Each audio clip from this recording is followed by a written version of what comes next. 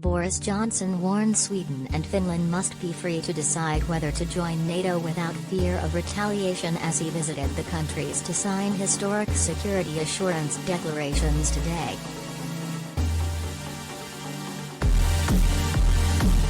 The PM sent a stark message to Vladimir Putin as he inked pledges to bolster military ties and support both countries should they come under attack.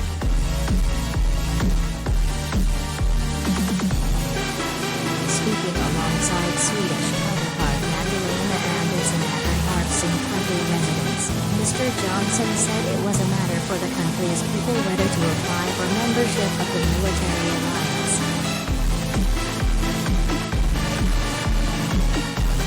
But he insisted, the war in Ukraine is forcing us all to make difficult decisions.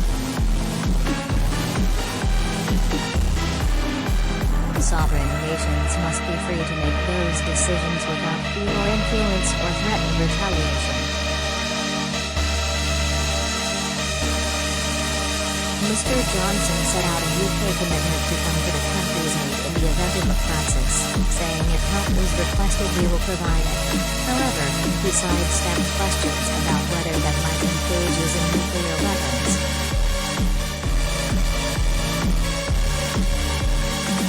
Ms. Andersson said Sweden was safer as a result of the deal.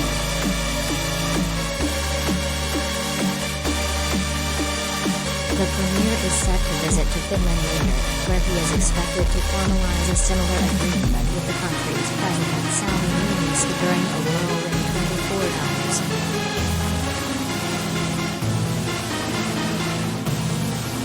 An offer to increase deployments to the region, including the Royal Air Force, British Army and Royal Navy personnel and assets, will also be made.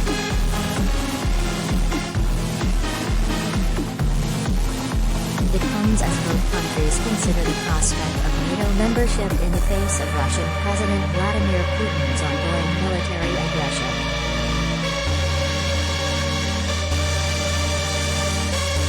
But the Kremlin has warned that it is watching very closely anything that can affect NATO configuration near our borders.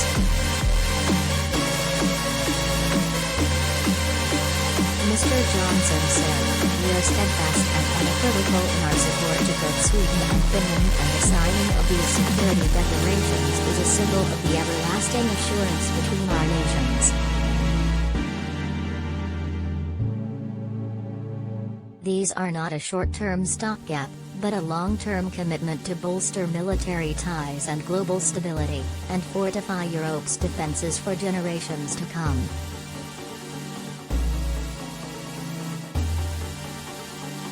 The declarations build on claims made earlier in the month that the UK would always aid Finland if it were attacked by Russia, regardless of whether the country was a member of NATO.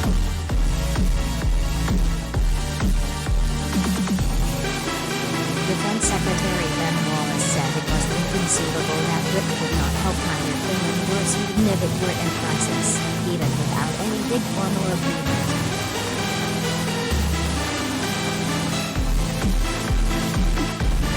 Mr. Johnson held talks with Ms. Andersson and Mr. Niinisto in March as part of a meeting of the Joint Expeditionary Force nations, which includes Denmark, Estonia, Iceland, Latvia, Lithuania, the Netherlands and Norway.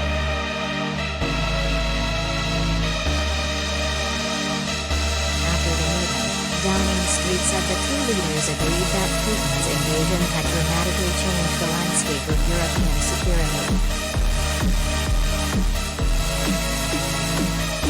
Finland shares a lengthy land border with Russia and is only about 250 miles from St. Petersburg.